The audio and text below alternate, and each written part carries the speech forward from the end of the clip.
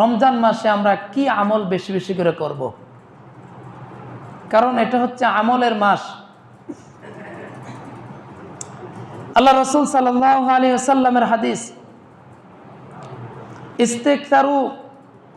ইস্তাকথারু ফিহি আরবা'i খিসালিন, যে আমার উম্মত সকল রমজান মাসে তোমরা 4টা আমল বেশি বেশি করে করবা। কয়টা আমল? খসলাতাইনি তুরদুনা বিহিমা রাব্বিকুম, 4টা আমলের 2টা আমল এমন যে আমলগুলা করলে আল্লাহ তাআলা খুশি হয়ে যান। 1 নম্বর, ফাশাহাদাতু আল্লা ইলাহা ইল্লাল্লাহ, 1 নম্বর বেশি বেশি কালিমা শরীফ পড়া, জিকির করা, কালিমা শরীফের জিকির করা, লা ইলাহা ইল্লাল্লাহ, লা ইলাহা ইল্লাল্লাহু মুহাম্মাদুর রাসূলুল্লাহ সাল্লাল্লাহু আলাইহি ওয়াসাল্লাম। 2 নম্বর, ওয়াতাস্তাগফিরুনাহু, বেশি বেশি ইস্তিগফার করা, আস্তাগফিরুল্লাহ আস্তাগফিরুল্লাহ আস্তাগফিরুল্লাহ, নিজের গুনাহের জন্য মাপ চাওয়া, অনুতপ্ত হওয়া, লজ্জিত হওয়া, সামনে গুনাহ করব না এমন একটা এরাদা মনের মধ্যে রেখে বেশি বেশি ইস্তিগফার পাঠ করা, আস্তাগফিরুল্লাহ পাঠ করা।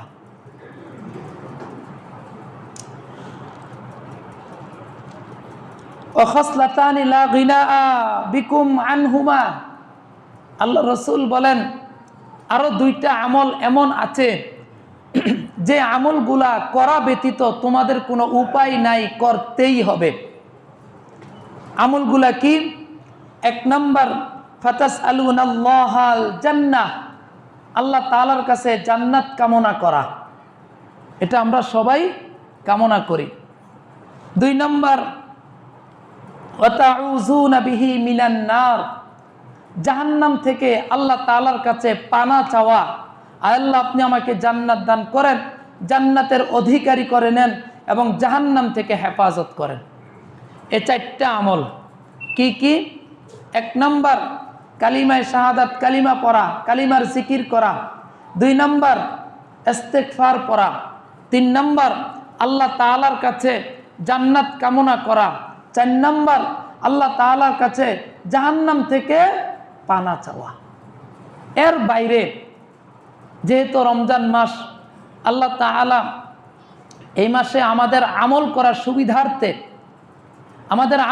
সুবিধার্থে আল্লাহ রাব্বুল আলামিন শয়তানকে বন্দী করে রেখেছেন, নাকি? যাতে আমরা সুন্দরভাবে আমল করতে পারি।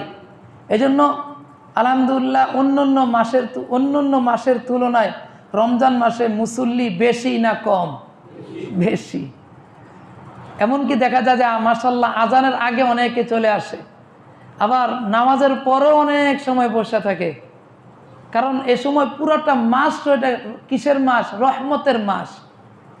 তো এই মাসে বেশি বেশি করে নফল ইবাদত করা, নফল নামাজ পড়া, হাঁটতে, বসতে, চলতে, ফিরতে, উঠতে, শোয়া অবস্থায়, সকল অবস্থায় আল্লাহ তাআলার জিকির করা, রাসূল সাল্লাল্লাহু আলাইহি সাল্লামের উপর দুরূদ পড়া এবং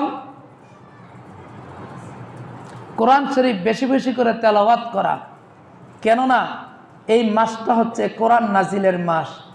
আল্লাহ রাব্বুল আলামিন বলেন, শাহরু রমাদানাল্লাযী উনজিলা ফীহিল কুরআন, রমজান মাস যে মাসে আমি পবিত্র কুরআনকে নাজিল করেছি।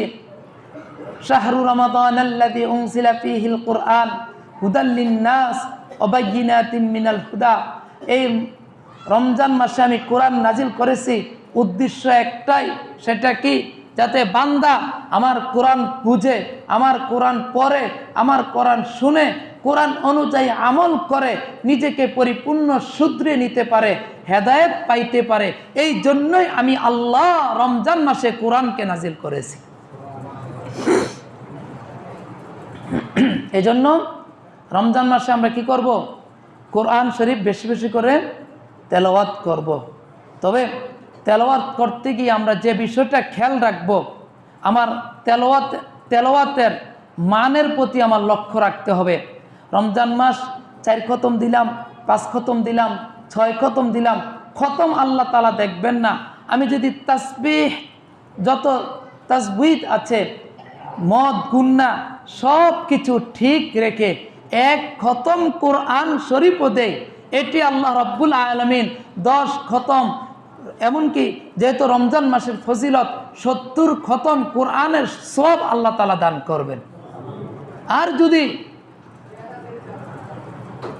মদ গুন্না তাসবিহ ঠিক না রেখে আমি 10 খতমও দেই, সওয়াব তো হবেই না, উল্টা এই কোরআন আমাকে আপনাকে লানত করবে। হ্যাঁ, যদি আমি তাসবিহ ঠিকমতো আদায় করতে পারি, মদ গুন্না ঠিকভাবে আদায় করে, রমজান মাস অবসরের মাস, তাহলে আমি 3 খতম 4 খতম 5 খতম 10 খতম দেই, কোনো আপত্তি নাই। কিন্তু আমার কোরআন শরীফটা পড়তে হবে কি সহি শুদ্ধভাবে, ভুল পড়া যাবে না। তো এই আমলগুলো আমরা এই রমজান মাসে করব। আল্লাহ তাআলা আমাদের সবাইকে রমজান মাসে বেশি বেশি করে আমল করার তৌফিক দান করুন।